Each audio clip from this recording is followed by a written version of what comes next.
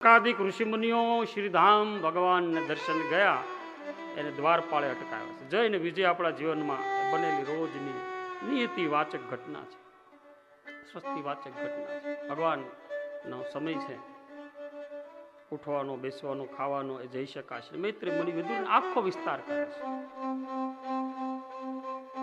એટલે મુનિમાં ધીરજ ન રહી. તપસ્વી જેમાં દુર્વાસાનું પહેલા દિવસે સંતજી કહેતા હતા, અહીંયા શ્રીનિવાસ છે, પણ સંત પુરુષ, બ્રાહ્મણ પુરુષ, સાધુ પુરુષ એ જે તે સમયમાં આવે તો સમયનો સ્વભાવ બદલાતો જાય છે. ક્રોધ ત્રણ કાળમાં, ત્રણ લોકમાં, ત્રણ પાતાળમાં આટો મારી આવે એવા ક્રોધી હોય. ક્રોધને વશ દઈ અને સનત કુમારોએ જઈને વૈજયને સ્થળ કયું છે તો કે વૈકુંઠ, વૈકુંઠના દ્વાર પાસે શ્રાપ આપ્યો કે 7 જન્મ સુધી તમે મુક્ત નહીં થાઓ. પછી તો વંદન કરવા લાગ્યા, પૂજા કરવા લાગ્યા, ભજન કરવા લાગ્યા, માફી માંગવા લાગ્યા. તો કીધું કે તમે પ્રેમથી ભજજો તો 7, છોડી દીધું, પ્રેમ છોડી દો, ચાલો. દ્વેષ અને દુશ્મની સ્વીકારી લીધી.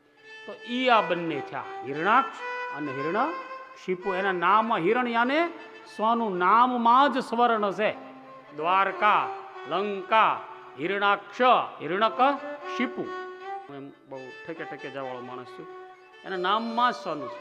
પહેલો અવતાર થયો રાવણ અને કુંભકર્ણ, ઈ રહ્યા લંકામાં, એ સોનું એક અવતારી. બીજો અવતાર હિરણાક્ષ અને હિરણ્યશિપુ, અને ત્રીજો શિશુપાળ અને દંતવક્ર. દેશથી ભગવાનને ભજ્યા. કોઈ પણ રીતે, જેમ લાલજીભાઈ મેઘજીભાઈ હિરાણી કાલ શ્રીમાન પરમ ભક્ત કહેતા હતા, કોઈ પણ રીતે ઈશ્વર નથી એમ સ્વીકારનારને પણ ઈશ્વર છે એમ સ્વીકારવું પડે છે.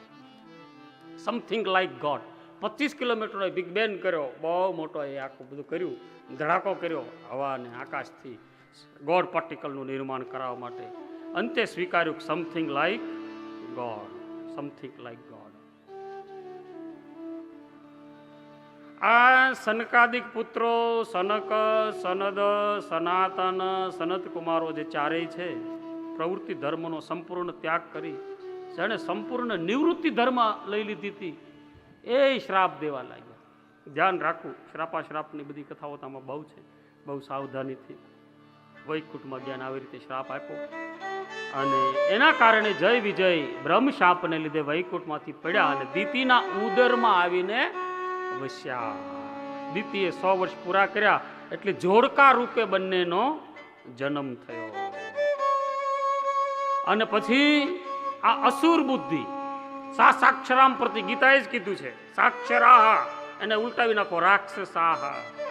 સંપૂર્ણ નોલેજ હોય, સંપૂર્ણ પાવર હોય, સંપૂર્ણ ખબર હોય કે હું ભૂલ કરું છું, આમાં ફસાઈશ, આ ખોટું કરું છું, હું ફસાઈશ, અને છતાં કર્મ કરવા માટેની પ્રેરણા મળે તો એના વસ્ત્ર કાશાય છે, સફેદ કેવા છે ભૂલી જવાનું.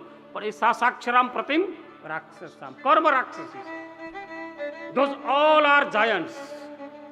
બાઇબલના સૂત્ર જાયન્ટ એટલે રાક્ષસ, લખી દેવું પડ્યું આ બધા જ ધોઝ આર સેલ્ફિશ જાયન્ટ્સ, સ્વાર્થી છે. અતિ સ્વાર્થને કારણે કરીને એ બંને પુત્રોએ શું કર્યું તો કે સ્વર્ગ, પૃથ્વી, અંતરિક્ષ, પાતાળ, અનેક લોકને ભયમાં ઉપજાવનારા અનેક ઉત્પાતો કરવા લાગ્યા.